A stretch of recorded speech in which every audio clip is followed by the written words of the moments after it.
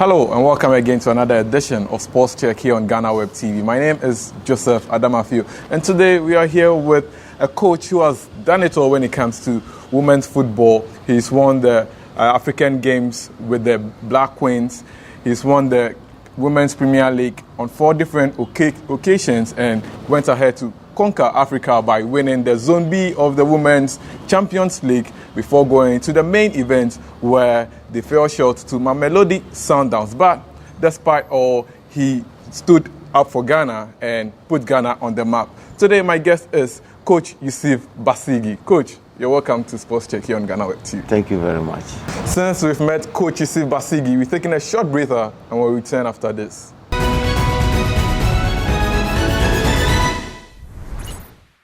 Welcome back from the break. My name is Yusif Basigi and I'm here with Coach Yusif Basigi. Coach, against all odds, you guys went to Egypt for the first time in the Women's Champions League in Africa, and you did so well. Against all odds, what did the trick for you? Well, we went there with the intention of winning the trophy, which of course was the same mindset of all the participants, because you wouldn't go for a competition just to go and participate and come back. So our intention was to go to annex the trophy, the maiden edition of course, which would have been very good and historic for not Hasaacas Ladies, for Ghana women's football. But unfortunately we were first runners up. You guys did so well. Ghanaians were rooting for you like it was a national event or a national assignment. Do you feel like you let Ghanaians down by not winning? Not really, because the intention was to win and to make Ghanaians happy, and then to unite Ghanaians, because when the enjoyment is high, you know, a lot of people, someone you have not spoken with for a very long time, you wouldn't even know when you will embrace the person, maybe you hug the person, and then because it's for Ghana. Unfortunately, we didn't win, but I wouldn't say that we disappointed Ghanaians. But were you surprised with the kind of support you received from Ghanaians, not only the people from Sekendi, but the entire country? I was a bit surprised because I thought women football is not followed by Ghanaians. But this time round, I've realized that no, women football is of age. Ghanaians are actually following women's football and immensely. And in fact, the support for us was massive, actually. What went wrong in the final? Because you watched the semi-final and the group stages, you guys were superb. But in the final, it looks like your opponents overstudied you guys. What went wrong? Not really. They didn't. I wouldn't say they overstudied us, but it was like we exerted a lot of energy in the semi-finals against Asfar of Morocco, and Asfar, I will continue to say that they were a very good side, without doubt, because they stretched our team so high, and then also we also exerted a lot of energy in order to qualify for finals. So in fact, the players were a bit down in terms of endurance, because the energy that we exerted in that match was more or less the final match. If you had met Sundowns in the semi-final, we would have beaten them. Wow. Trust me, we would have beaten them. But in fact, against Asfar was a different ball game altogether, because anyone who watched the game will tell you that that was the final match.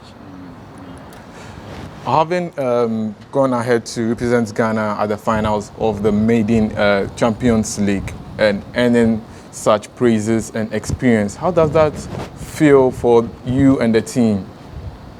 Oh, it feels good, because hard work pays. Whenever you work hard and you are being recognized by the populace, you feel good, because if you don't do it well, Ghanaians will say you have not done well. They will say it. If you do it well, they'll praise you. So we'll do it to the best of our ability. And even if you perform to a certain extent and they see that you did well, but your effort was not enough to get to where you have gotten to. So, well, there'll be mixed feeling here and there. All the same, I think you also get one or two praises. So it is only when you put in a lot of effort, you perform, that is where Ghanaians will also hail praises at you. It is everywhere. Ghanaians, they are very objective. If you do it, they will say. If you don't, they will say it. So for me, it is not too much of a surprise as Ghanaians are showering praises at us. But it is also something that is keeping us to be awake, not to take things for granted. Oh, Ghanaians are saying blah, blah, blah. No, this is the time. It is a big test for us to do better next time. When you take a good look at the men's Premier League and the women's Premier League, it's two distinct things in terms that we've seen the male team go to the Champions League and Confederations Cup, and sometimes they don't get to where we want them to, the expectations that we have of them. But you guys went to the maiden events and you guys were able to do so well, and you've gotten the attention of the country. Do you think we've done much for Women's Premier League in Ghana? Yeah, if you look at last season, the way it was organized was marvelous. The packages involved by the FA and the kind of incentives that were also put in terms of coverage. We had a lot of coverage, live stream, Facebook live stream. You could watch it from one venue to another venue. And even when the COVID relief fund came, we were not left out. As a result, some clubs were able to even buy buses out of it. Some also used to renovate their clubhouses and all that.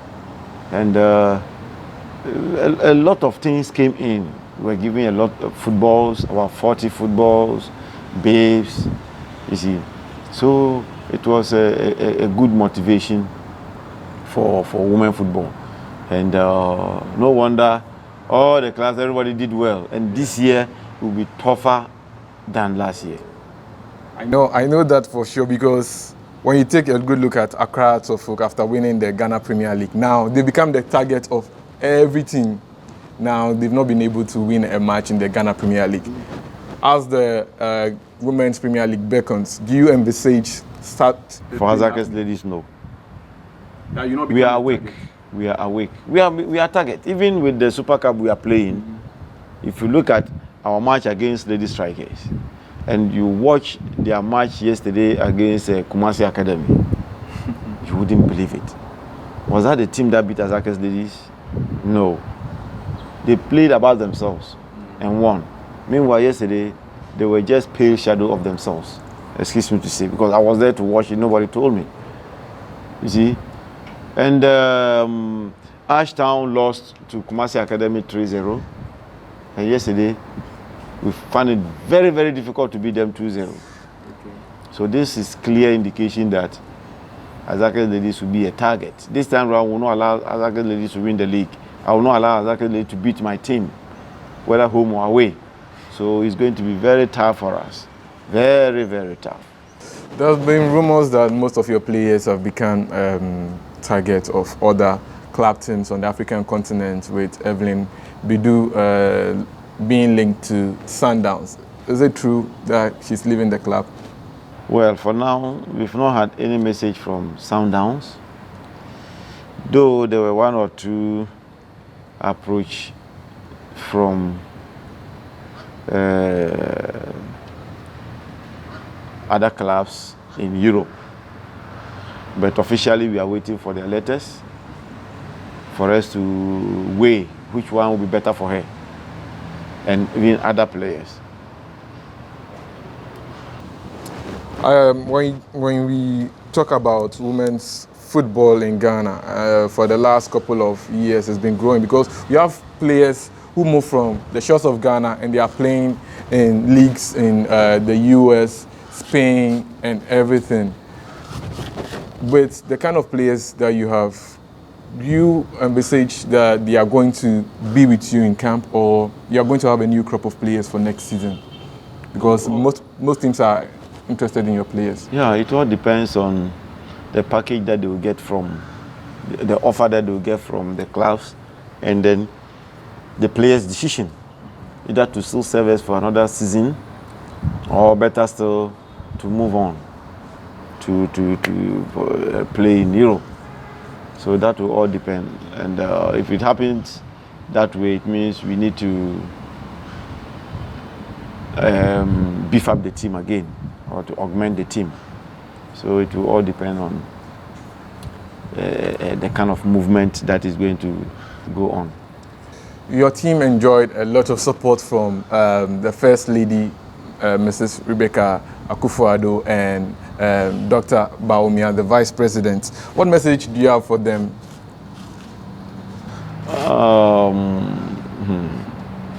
I'm even short of words, because they have shown motherly love, fatherly love, because we know of the engagement of His Excellency the President Nana Akufo-Addo. All the same, his vice was able to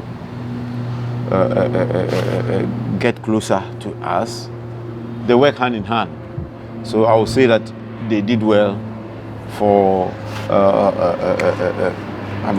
embracing us. When we returned from Cote d'Ivoire, before we left to Cote d'Ivoire, the Vice President sent us a message with money worth $10,000. When we returned, he invited us to the Jubilee House, and also he didn't leave us to go empty-handed. After that, there was another package for us, and we gave him all the assurance.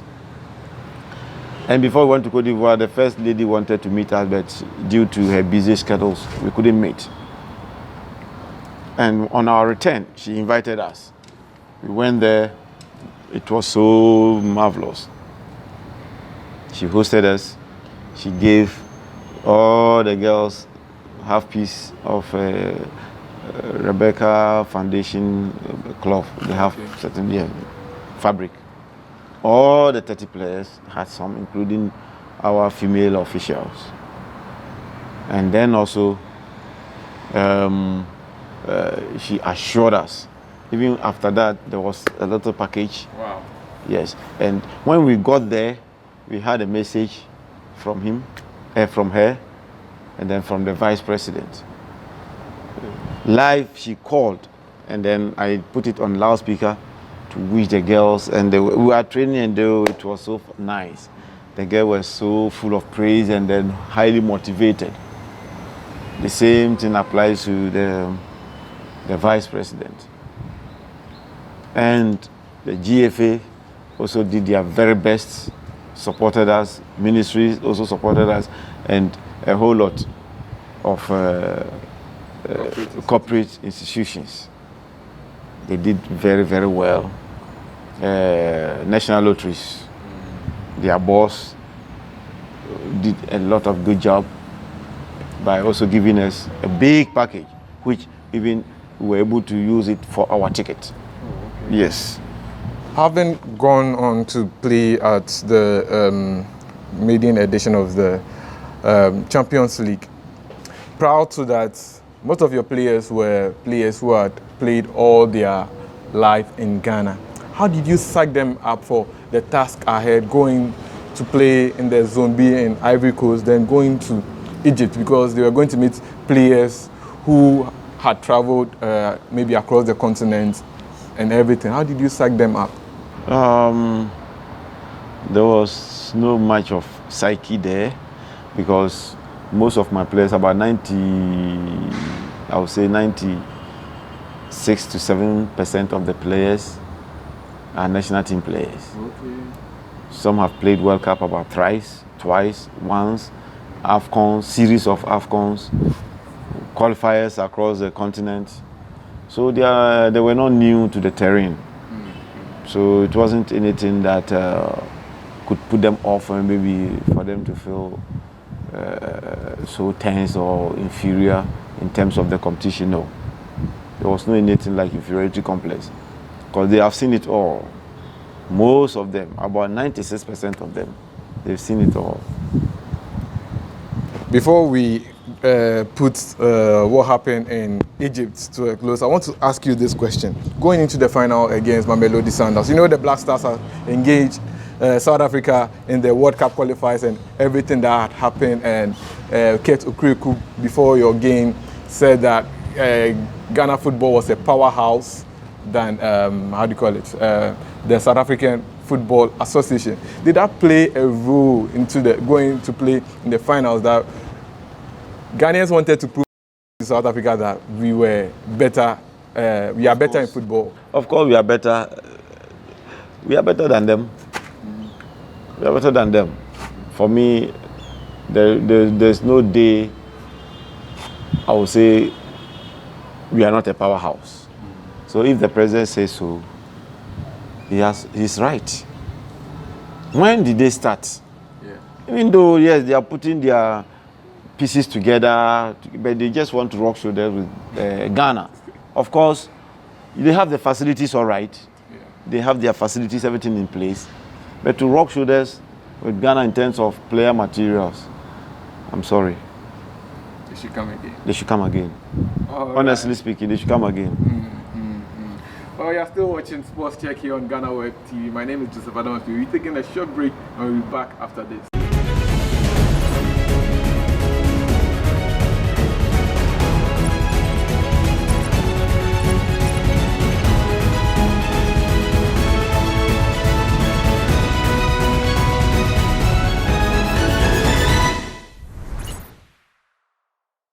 You are still watching Sports Check here on Ghana Web TV. My name is Yusif Basigi and I'm here with Coach Yusif Basigi, the man who has made us proud when it comes to women's football on the African continent. Coach, let's come back home and talk about you and Hasaacas, your relationship with Hasaacas and the Western region.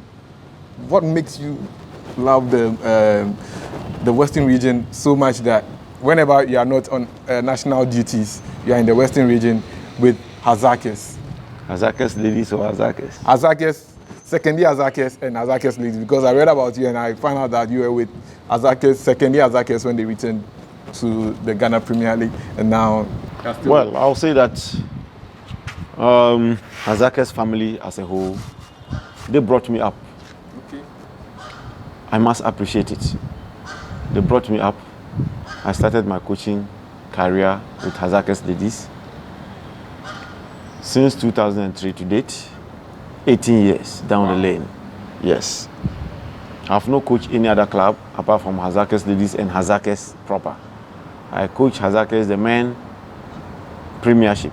When they were in the Premiership, I coached them for 2 seasons. But blending Hasaacas Ladies and the Black Queens as at that time.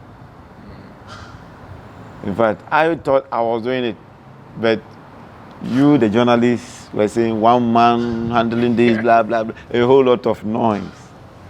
So I decided that, okay, I will opt for the ladies, because that is where I started. Then concentrate on Black Queens. So I was with shuttling between Hasaacas Ladies and Black Queens. And I left the men. However, I will say that even to date, I am the technical director for the men. Oh, okay. You see, so for Hasaacas family, I am part and parcel of them. There is no way, even if I am leaving Hasaacas, I will still have Hasaacas in mind wherever I am. But for the ladies, I'm even a shareholder. Wow. So when I am leaving, I am going to look for money to come and then build Hasaacas Ladies. Wow. Yes. Wow. Let me ask one question about Hasaacas, second-year Hasaacas, the male team. What is the issue? Why are we not seeing them in the return to the Ghana Premier League again? What has been the struggle? They'll come. It has all been financial difficulties. You know, the way the ladies will be able to sustain the pressure in terms of finances and other things. You know, the men are not like that. Yeah.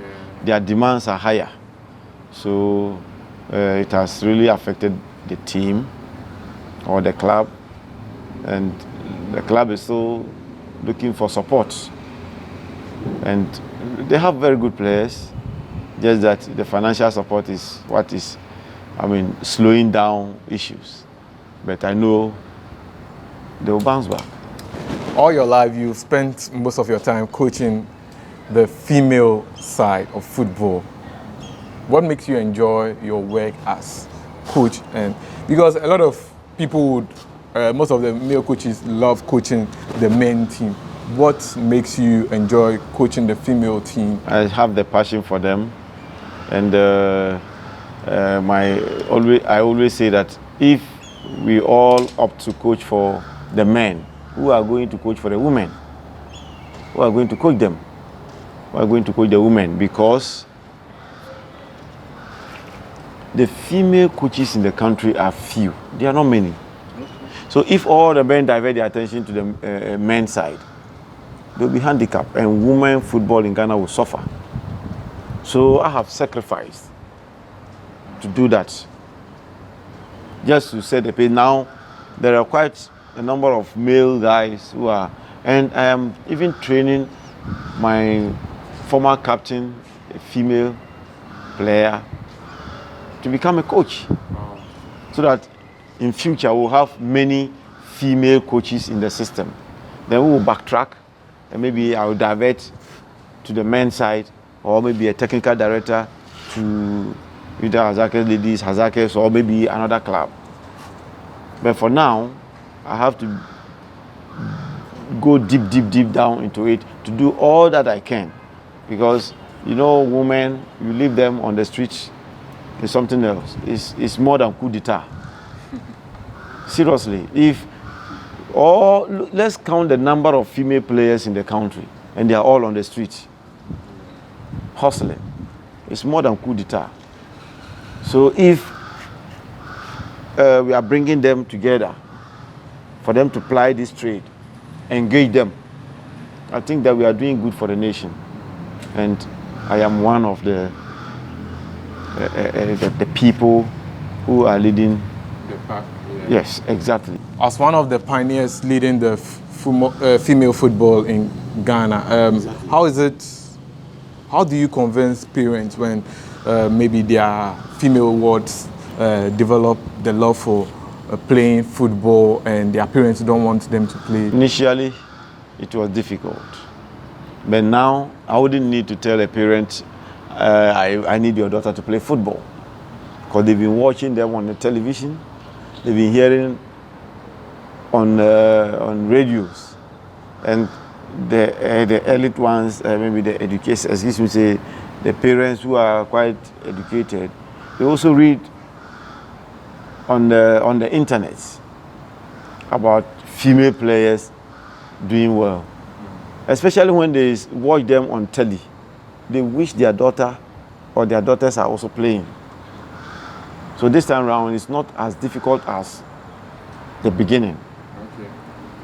So I would say that now the eye-opener on women football is growing day in, day out. And I think that it's good for women football. So this time, there's no much difficulty in terms of parents. They've been calling me, worrying me. My daughter is a good player. She's been training with the men, boys, blah, blah, blah. It's okay. Let her come for me to see. Okay. So if the player is good, then if the player is coachable, I'll pick and then start training her.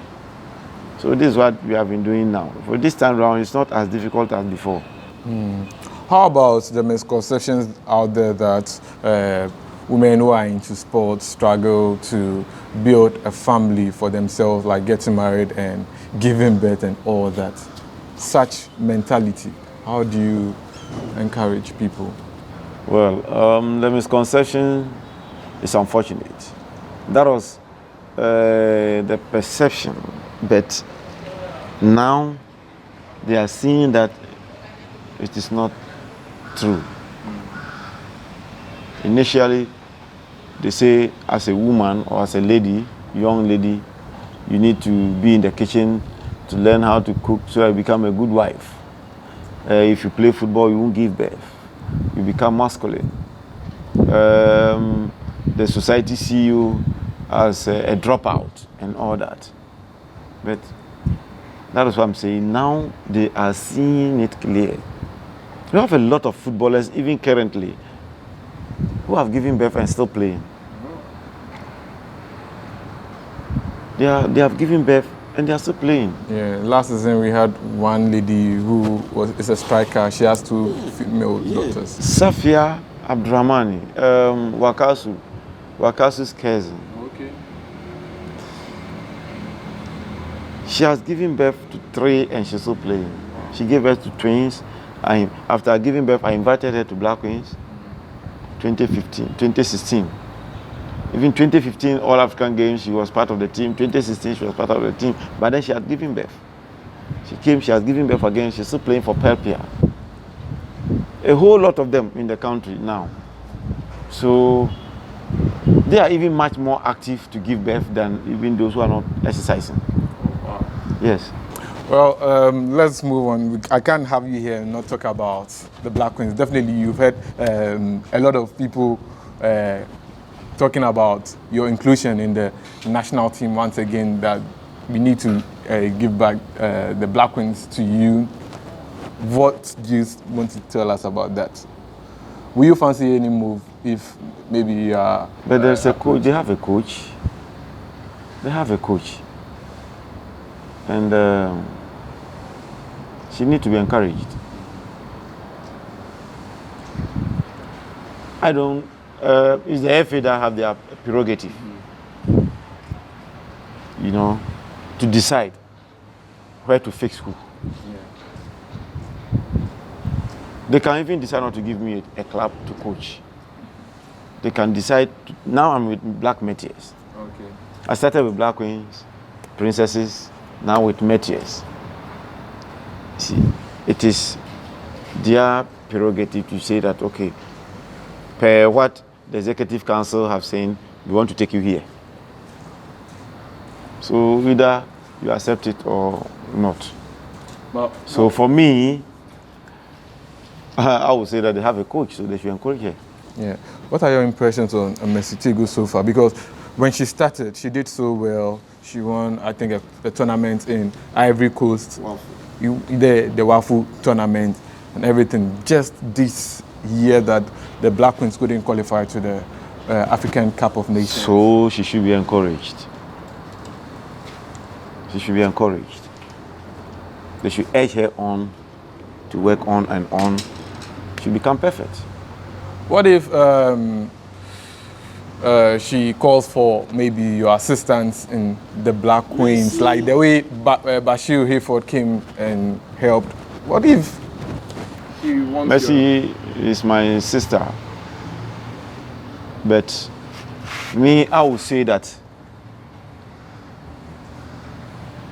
some people, I don't know, whether the journalists or some friends, are trying to knock our heads together. Oh, okay, okay.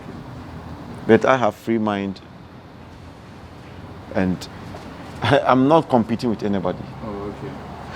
I am not competing with anybody. You understand? So, for me, she's my sister today, she's my sister tomorrow. And anytime she needs my assistance, knowledge is not in one person's mind or head. I've also been consulting people. I can even consult her in terms of certain difficulties. It's not everything that I know. To share, we've been to course together in Cameroon, and we have been meeting most often in camp. We talk, blah, blah, blah. But, I don't want to talk much about those things because for me, I know I have no problem with her. And maybe she also don't have a problem with me. But maybe outsiders are talking differently. Because when it comes, because I coached Black Queens before, they may think that maybe I want a job. Yourself, you had issues with the national team and all that. What are some of the challenges with coaching the national team in general? Because you've been with you are with the Black Meteors, you've been with the Princesses and the Black Queens, all that. What are the challenges? You are bringing two things together, men and women. Meteors, honestly, yes, I've been appointed as an assistant coach in Meteors, but we've not worked as a team. Just some 10 days we met and went for the friendlies, Japan, Korea. But that is not. So I don't have much to say about the Meteors. But when it comes to Queens and Princesses, I would say that it's much more challenging because it's not easy blending these girls. It's not easy putting them together as a team. And, the time frame to build a team is also so much of a challenge. But all the same, every coach in the female national team is doing well because we are doing a lot of magic to raise a team to compete.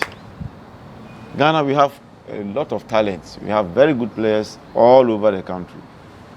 But it is not also easy. You only need just a few to make your team at a certain frame of time.